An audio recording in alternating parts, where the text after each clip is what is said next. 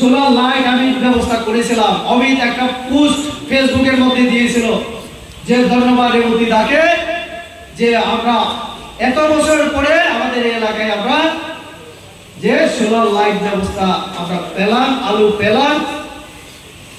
আমি বোধহয় এই গত 5 বছরে 3 থেকে 4 বার এই বাজারে এসেছি। আমি প্রদ্যুৎ বাবু এসেছেন কতবার, শুধু রাজনৈতিক ফায়দা নেওয়ার জন্য আসবেন। এইখানে আমাদের কি আছে, জোনাল অফিস আছে। আমি বলছি জোনাল অফিস সম্পর্কে একটু পরে। কৃত বিক্রম কিশোর মানিক্য বাহাদুরের নাম নিশ্চয়ই জানেন, কে? প্রদ্যুৎ বাবুর বাবা। কতবারের এমপি? 3 বারের। 1967, 1977 and 1989 তিনি কি হয়েছিলেন?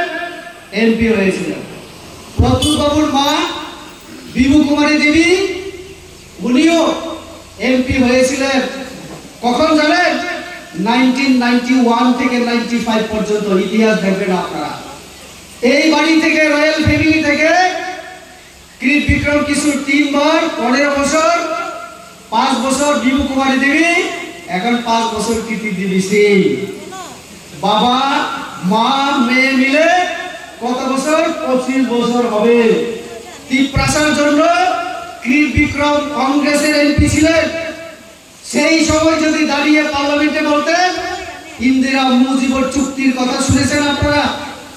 ইন্দিরা মুজিবর চুক্তির সময় যদি বলতেন কৃত বিক্রম मैं त्रिपुरा का राजा हूँ, আমার জনজাতি রবি, হ্যাঁ আমাকে মাই দেখা মেরে নতিশাই দিকা আবার সাকা গ্রেটা ত্রিপুরালে নং আবার তবকে তাসা আবার নরেন্দ্র মোদি বে বলু নং যখন সাকা আসন মিলে কাম ফেলে তখন जों সাকা ঠিক আছে ফাইদি নং সারাবো নরক সারাবো जों সরকার চলে মানো যিনি 33-34 জন এমএলএ তো কোনো দরকার করেন রনি যখন খুশি থাকলি যখন সরকার থেকে বেরিয়ে যাওয়ার ইচ্ছা তুমি চলে যেতে পারো। আমরা তো সবসময় বলছি, আসার সময় আমরা দেখিনি, তুমি বলেছিলে যে মিলেমিশে কাজ করব, তার জন্য আমরা তোমাকে নিয়েছিলাম।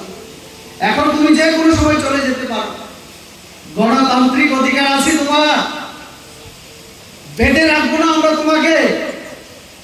আর তুমি এই কথা বলতে পারো না যে বিজেপি এডিসিতে ঢুকতে পারবে না। আমরা এডিসিতে দাঁড়িয়ে আলোচনা করছি, ভাষণ রাখছি। আমাদের অমিত ঠিক কথা বলেছে।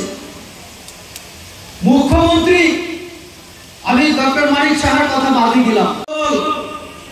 এই ভারতবর্ষের মধ্যে এরকম কোন রাজনৈতিক দল নেই যারা জনজাতিকে এত সম্মান দেখিয়েছে, এত সম্মান, এত অধিকার, এত সুযোগ সুবিধা দিয়েছে। কোন সরকার, কোন দল ভারতবর্ষের ইতিহাসে কেউ দেয়নি।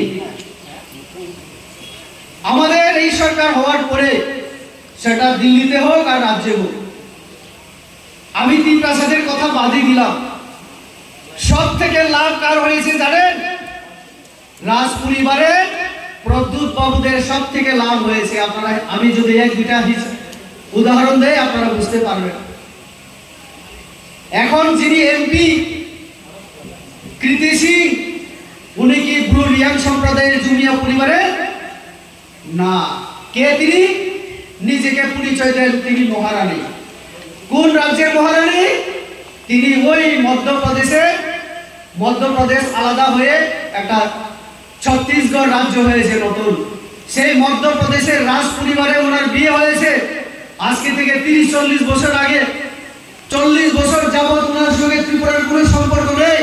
হঠাৎ ইলেকশন এলো, ওনার ভাই প্রদ্যুৎ বাবু ওনাকে আনলেন, বললেন আমার বড় বোন রাজ পরিবারের মহারানী, মধ্যপ্রদেশের মহারানী। তিপ্রাসার কথা উনি বুঝেন না আপনারাই বুঝতে পারবেন। যেতে পারবে না, কারণ এডিসির বাইরে কি হবে?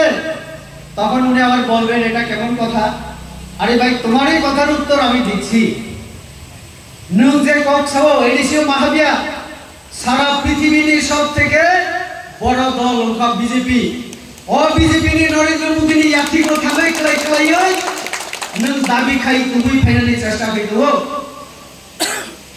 নুং যখন কংগ্রেস খাইও আপনার নুং সকালে যে একমাত্র ন্যাশনাল পার্টি সে ত্রিপুরানি ত্রিপ্রাসারণী সুখ দুঃখ যিনি অধিকার नहीं माने है वो मुझे दे दो।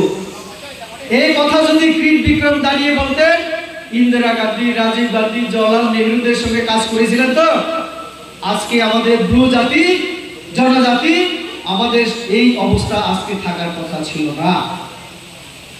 উনারই ছেলে ওই পরিবার থেকে তিনি স্বপ্ন দেখিয়েছেন আমাদেরকে।